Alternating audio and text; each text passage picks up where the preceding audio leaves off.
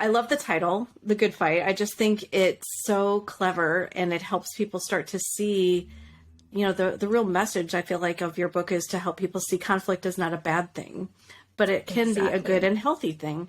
So how did you decide that's where you needed to spend your time on your next book? by getting it wrong myself.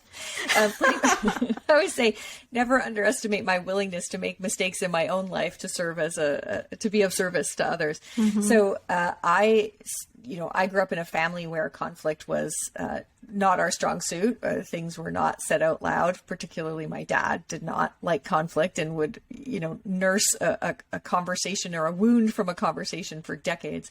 And then I got into my first job, my first time as a manager, and realized I was really not good at conflict. And so when I wrote You First, there's a chapter, just one chapter in it called Embrace Productive Conflict. But that was what everybody wanted to talk about when I was giving keynotes about the book. The Q&A was about that chapter. When I was working with executive teams, I'm a facilitator for executive teams. That's what they were getting wrong, was they were not having enough conflict. So it just became clear, okay, I know what the next book has to be about. Yeah, it's like a sign from the universe telling you. It was many signs. What you really want is to have conflict much more like flossing and less like root canal. So this was another thing. I have all my epiphanies through the back door, I have to tell you. So that's great. I had a run-in with a dentist when I was a little kid, and a dentist hit me, and it was very awful. And it created this real fear of dentists. And so in my 20s, when my mother wasn't there to force me to go to the dentist, I stopped going to the dentist. And of course, what happens when you stop going to the dentist is your visit, when you eventually have to go to the dentist, is very painful and very aversive. And so at some point I smartened up and realized that if I don't like the dentist, I should go every 6 months. I should floss my teeth every day.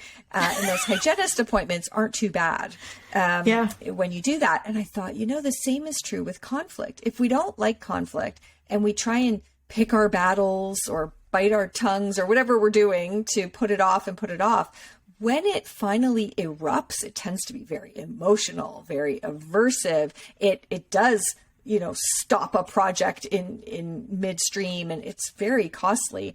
Whereas if we just said, hey, in that meeting this morning, I'm not sure that didn't land well with me. Can we just talk it over?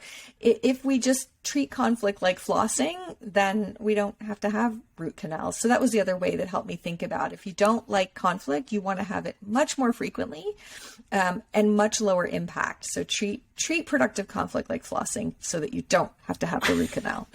That's amazing, because, they say flossing makes you healthier, right? So I think that's the same concept, right?